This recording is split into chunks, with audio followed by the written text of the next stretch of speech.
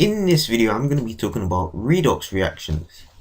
And redox reactions are a type of reaction which you're probably familiar with. And you may be familiar with the equation OIL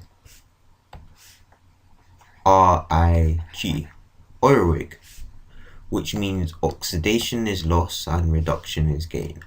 Oxidation. Okay, this is weird typing right sideways. What I'm gonna do is OIL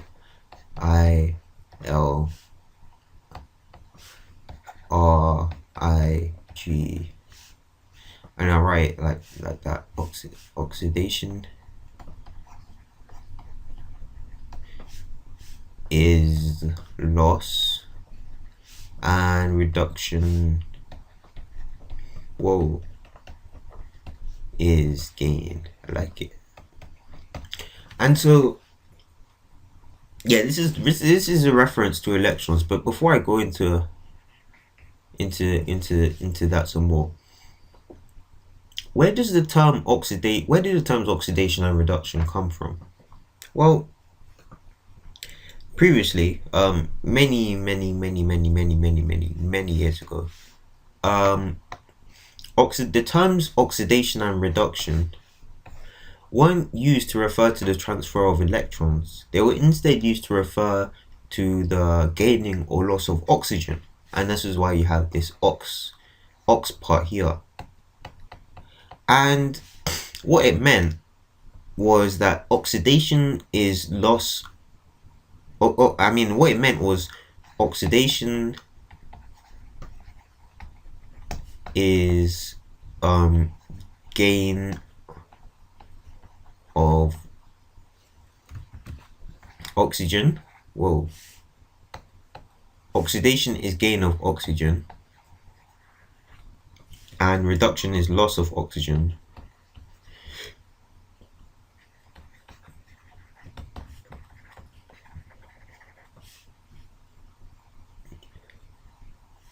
So you can imagine it may have been oil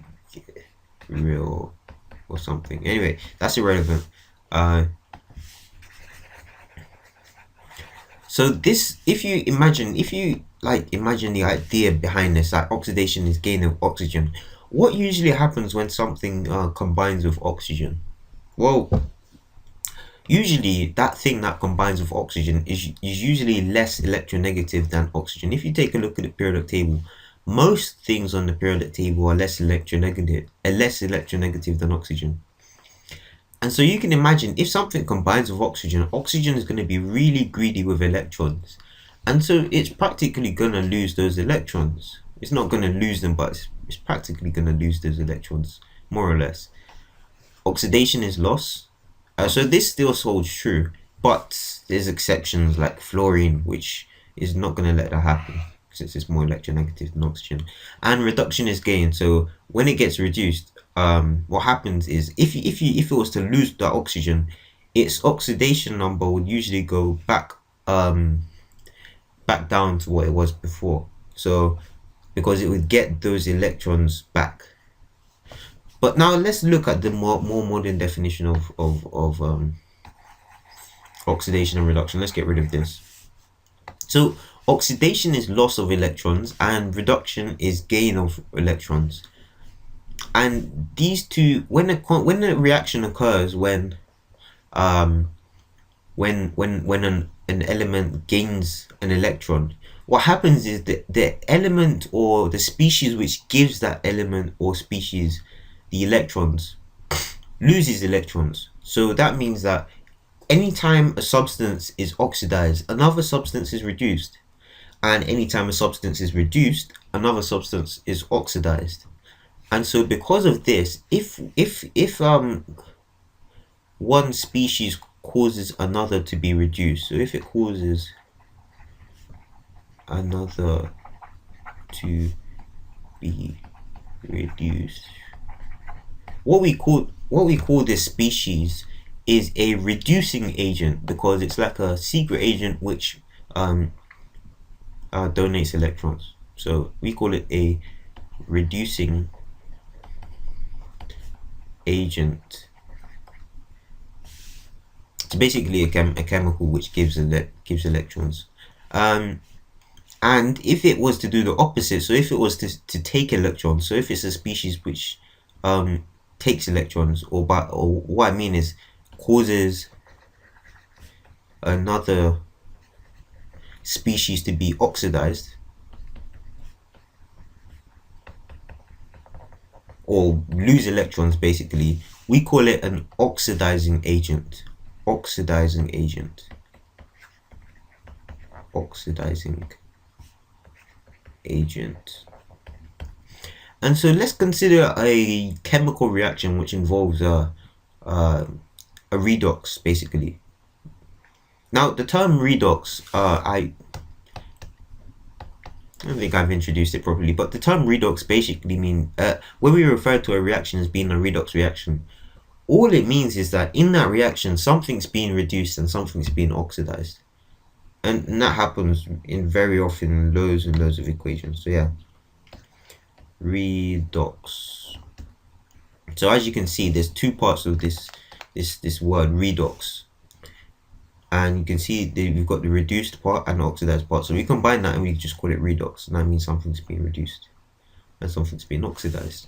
So let's consider an equation between, a reaction between sodium and fluorine. So let's say sodium was to react with fluorine, Na was to react with fluorine, and fluorine molecules are usually in the form F2. But what I'm going to do, since we want to maintain a molar ratio where we produce a salt of this, I'm going to have half F, so half F, F2, and that reacts to produce sodium fluoride, so NaF. Now if I get the orange out, and now let's look at the different oxidation states of the different elements in this equation. Let's first take a look at sodium.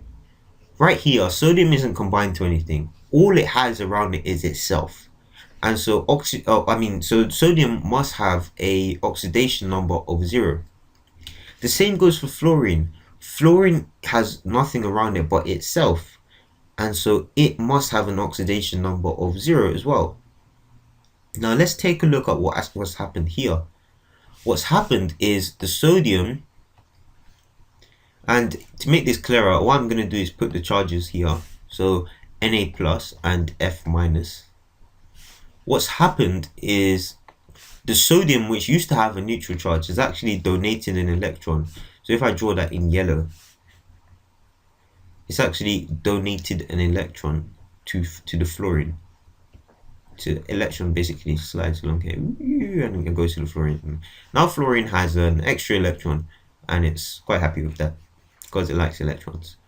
So now sodium's happy, fluorine's happy, but they are ions now, and ion oppositely charged ions attract. So yes, make this so. Anyway, so if we now look at the oxidation numbers on the other side, because now what we've seen is that sodium has lost electrons, so we can say it's oxidized, it's been oxidized, and fluorine has gained 1 electron, so it's been reduced.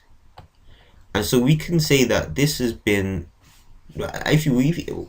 before I go into the labeling and all of that stuff, what I'm going to do is just look at the oxidation numbers following this reaction. So now over here, what we see is that sodium has an oxidation number of 1, and fluorine has an oxidation number of -1. And so we can see, if we draw some lines here to represent, I'm going to draw a square sort of line here and a square line here to represent the change in oxidation number, and it's going to be sort of arrow. So there we go. So what's happened is the oxidation number of sodium has increased by 1, so it's been oxidized, and the oxidation number of fluorine has been reduced by 1, so it's been reduced. So that's -1. And so now what we can also say, since this has caused the fluorine has caused the sodium to lose an electron, it's caused it to be oxidized, we can say that fluorine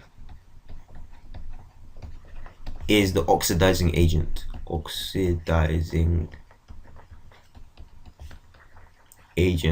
And we can say a very similar thing for sodium, which has done the opposite. It's given away an electron and given it to fluorine, and so we can say that sodium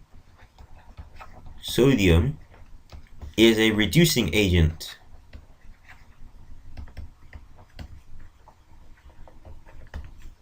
And so from this reaction we can see that fluorine's been reduced and sodium's been oxidized, so we've got redox. And so we can see redox. So we can say that this is like one of those typical redox reactions. So yeah, in the next series of videos I'll be going over like some specific reactions, and also the different changes in oxidation numbers which happen, like this one.